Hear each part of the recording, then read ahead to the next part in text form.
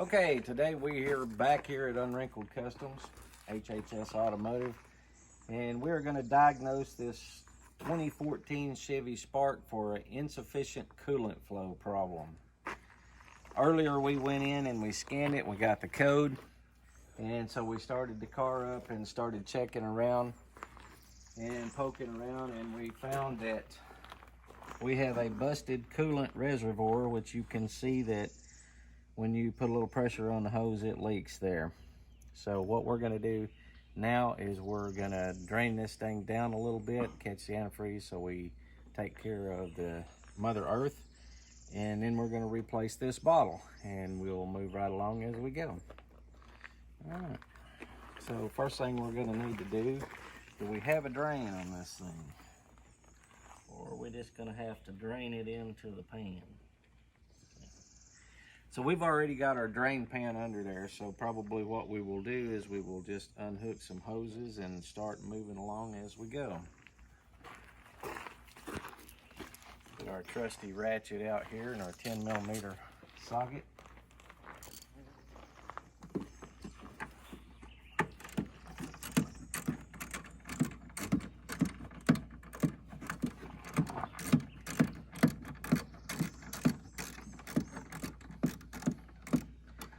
Hope everyone is doing some projects at home while they're off, enjoying the sunshine. We certainly are.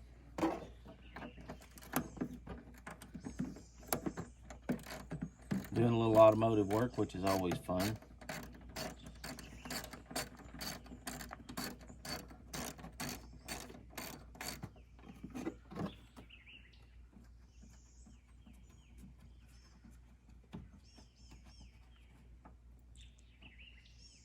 It's nice to use the sunshine when you have it. It is. All right, so now we have the bolts loose. As you can see, the reservoir is up and moving around. And since we don't have no drain on the radiator down there, we will just have to pull the hose and catch it with the pan under the car. So I will get the pliers.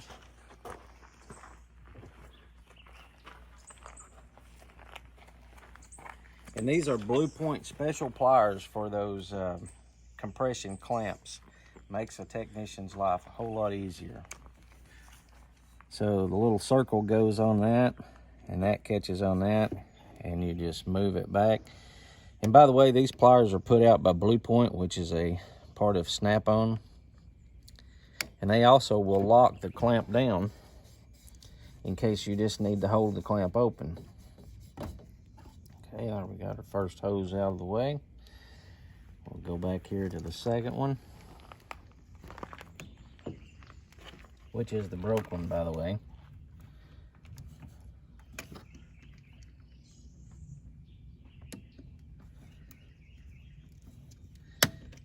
And that clamp is being a little stubborn about coming off because the whole thing is moving because it's broke. Okay. That hose clamp loose. That's what I was afraid of. The whole thing pulled out into the hose, which is going to be a little more of a problem to get out now. All right, and then we got the last hose clamp down here at the bottom, which is a little hard to get to. But we can pull the thing up there, the reservoir, and get a clamp on. Remove the hose. And now when I pull this hose off, I'm just going to let this thing drain down into the pan that's under the car. Do some twisting around. Maybe have to get a screwdriver. Yep, going to have to get a screwdriver to kind of get that hose loose.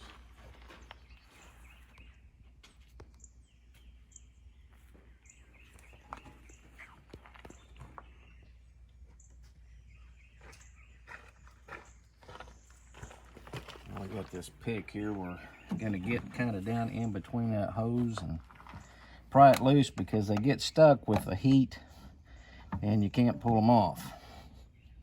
So we're going to get around there. There we go. All right, now we're going to turn it loose.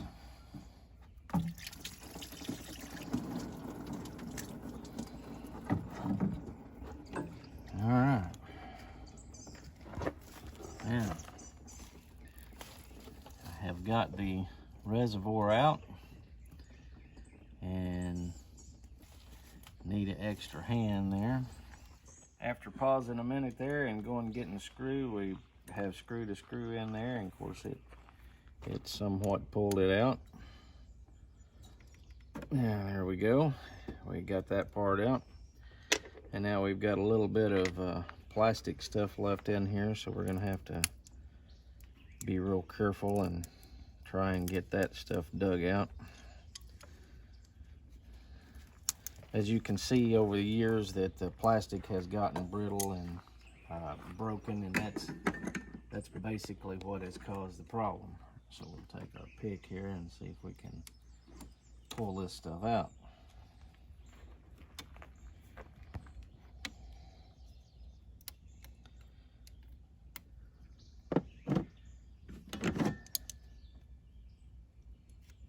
There's one piece. Got a couple more in there maybe.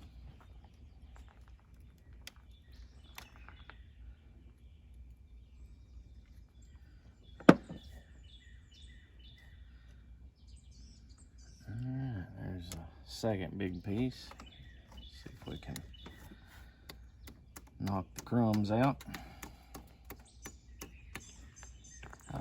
And we have got the hose cleared up now. So now we're ready to reinstall the new part.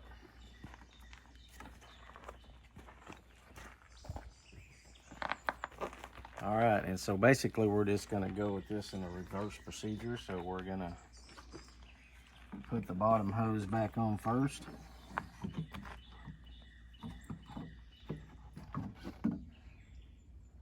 And that looks to be an issue. Wrong size line.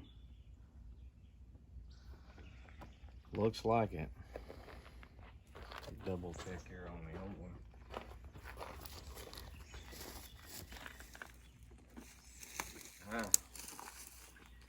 We do have an issue, and this happens sometimes. So now we have the wrong part, or the new part is just simply mismade, and that happens sometimes with aftermarket parts, which this one is made in China, by the way.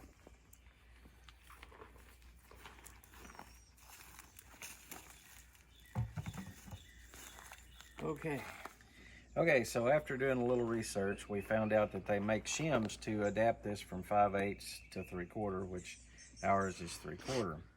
After talking to the parts store, though, we found out that there is not any shims available in Mountain View here. So the parts store guy told us to take a 5/8 hose and make us a shim. He said they are very similar, so that is what we did. As you can tell, we put a 5/8 hose on here, and now we're going to put a screw clamp and put it all back together. We're going to do away with the spring clamp because it won't hold enough pressure. So now we're ready to put back together.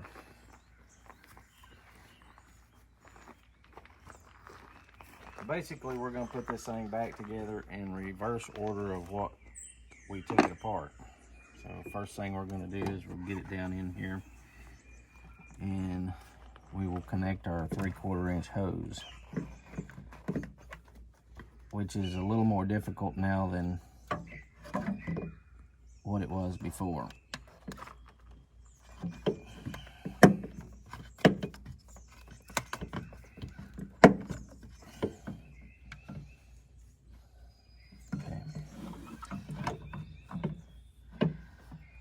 We'll slide our bolts back in, kind of hold it down, and maybe I can get a little more pressure on that. I'd like to have that a little more seated than what I have it, but it is over the hump, so shouldn't be any issue in it clamping off. Another little problem with the aftermarket part is here the bolt holes don't quite line up right.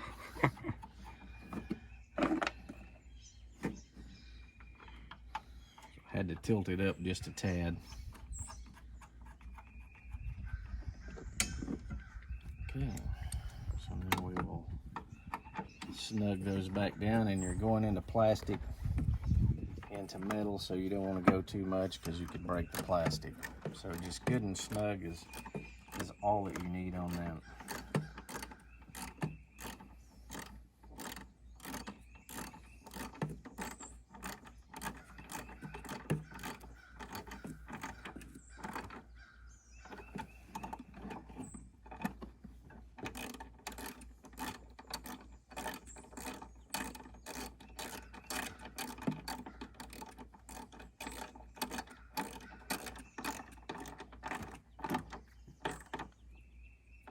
Okay, so get a towel here or something to dry my hands. See if I can get that hose on up there a little farther. I would like it.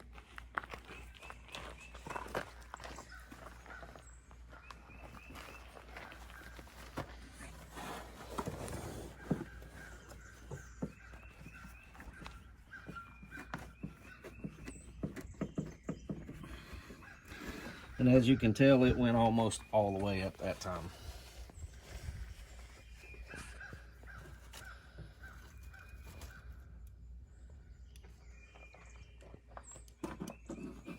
So now we're going to turn our clamp around where we can get to it, hopefully.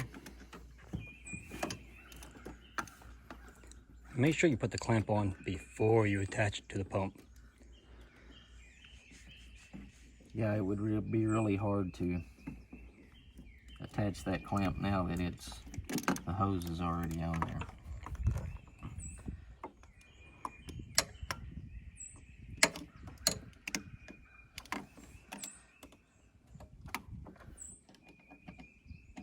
Screwdriver too long. And it's just a hard position to get in.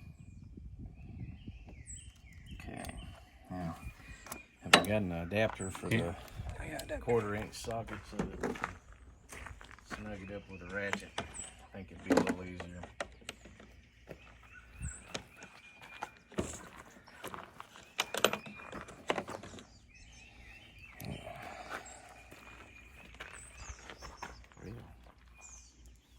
Got a screw in it. Could have used that screw a while ago.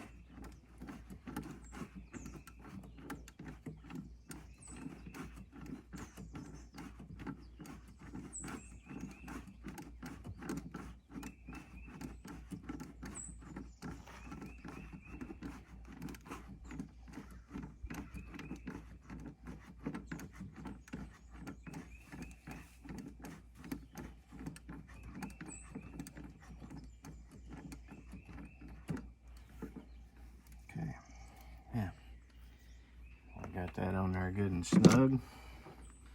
Make sure that we're clear of our belt down there and that we're not going to be rubbing on anything, because that would cause a repeat repair, and we don't want that. Hopefully our shim will do what we need to do and our clamp will hold us together. So now we'll put the other hoses back on.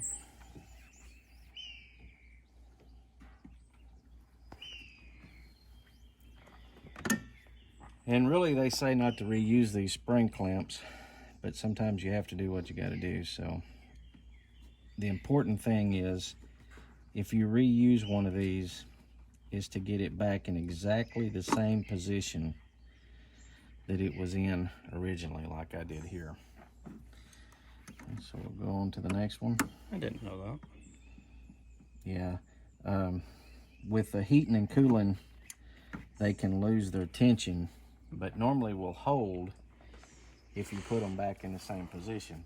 Whereas if you don't put them back in the same position, they're spread out a little bit more and they'll usually leak. All right, so now we're ready for some coolant. Okay, so when you do a job like this, you need to check with your owner's manual or the parts store. Make sure that you get the correct antifreeze, because mixing antifreezes can cause some serious issues. But on this instance, we just used some distilled water because we didn't lose much antifreeze. It's warm out here and we want to check it all out and make sure we're good. And then probably in a later video, we may do a flush and fill on this thing to change the antifreeze, which you should do about every 2 years. And so now we're going to start it up and let it warm up, let the thermostat open, and make sure that we don't have any leaks.